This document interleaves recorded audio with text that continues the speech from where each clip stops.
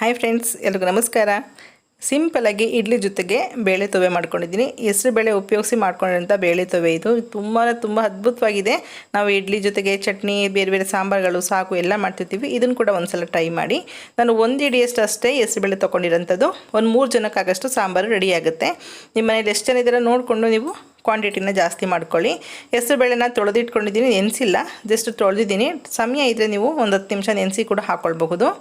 ನಂತರ ನಾನಿಲ್ಲಿ ಒಂದು ಮೀಡಿಯಮ್ ಸೈಜ್ದು ಸಣ್ಣದು 3 ಟೊಮೊಟೊನ ತೊಗೊಂಡಿದ್ದೀನಿ.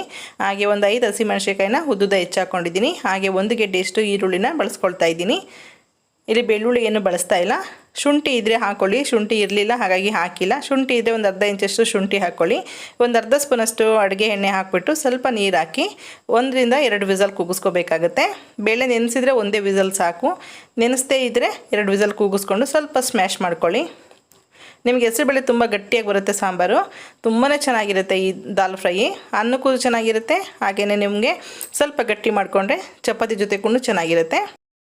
ನಾನು ಈ ದಿನ ಇಡ್ಲಿಗೆ ಮಾಡ್ತಾರಂಥದ್ದು. ನಿಮಗೇನಾದ್ರು ರೊಟ್ಟಿಗೆ ಚಪಾತಿಗೆ ಬೇಕು ಅಂದರೆ ಇನ್ನು ಸ್ವಲ್ಪ ಬೇಳೆನ ಜಾಸ್ತಿ ಹಾಕ್ಕೊಂಡು ಸ್ವಲ್ಪ ಕ್ವಾಂಟಿಟಿನ ಜಾಸ್ತಿ ಮಾಡ್ಕೊಂಡು ಸ್ವಲ್ಪ ಗಟ್ಟಿಯಾಗಿ ಮಾಡ್ಕೊಳ್ಬಹುದು.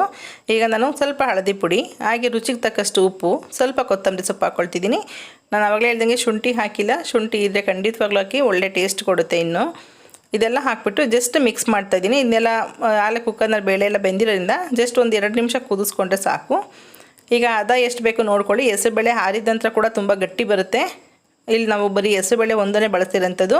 ನಿಮ್ಗೆ ಇಷ್ಟ ಆದರೆ ತೊಗರಿಬೇಳೆ, ಹೆಸರುಬೇಳೆ ಎರಡೂ ಸ್ವಲ್ಪ ಕ್ವಾಂಟಿಟಿ ಹಾಕ್ಕೊಂಡು ಕೂಡ ಮಾಡ್ಕೊಳ್ಬಹುದು. ನೋಡಿ, ಸಾಂಬಾರು ಚೆನ್ನಾಗಿ ಕುದೀತಾ ಇದೆ. ಈ ನೊರೆ ಎಲ್ಲ ಸ್ವಲ್ಪ ಕಡಿಮೆ ಆಗೋಷ್ಟು ಕುದಿಸ್ಕೊಳ್ಳೋಣ.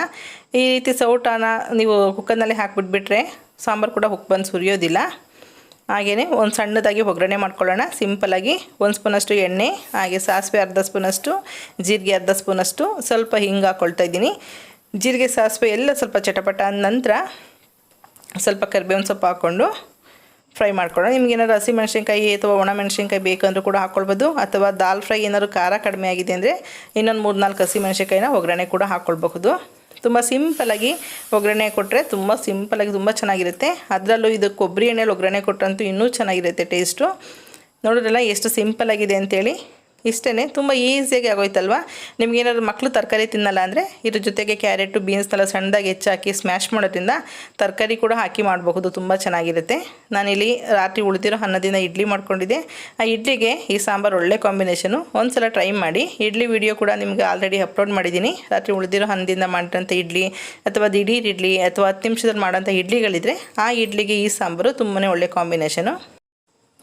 ಈ ಹೆಸರುಬೇಳೆ ಸಾಂಬಾರಿನ ನಿಮ್ಗೆ ಇಷ್ಟ ಆಗಿದರೆ ದಯವಿಟ್ಟು ಕಾಮೆಂಟ್ ಮೂಲಕ ತಿಳಿಸಿ. ಹಾಗೆ ನಿಮ್ಮ ಅಭಿಪ್ರಾಯ ಅನಿಸಿಕೆಗಳೇನಿದ್ರೆ ತಿಳಿಸೋದನ್ನು ಮರಿಬೇಡಿ. ಹಾಗೆ ನೀವು ಕೂಡ ಏನಾದರೂ ಸಜೆಷನ್ ಕೊಡೋದಿದ್ರೆ ಕೂಡ ಕೊಡಬಹುದು, ಅಥವಾ ಹೊಸ ರೆಸಿಪಿ ಕೂಡ ನಮ್ಮ ಜೊತೆ ಶೇರ್ ಮಾಡಬಹುದು. ಈ ವಿಡಿಯೋ ನೋಡಿದ್ದಕ್ಕೆ ಎಲ್ರಿಗೂ ಧನ್ಯವಾದಗಳು. Okay, bye, thank you.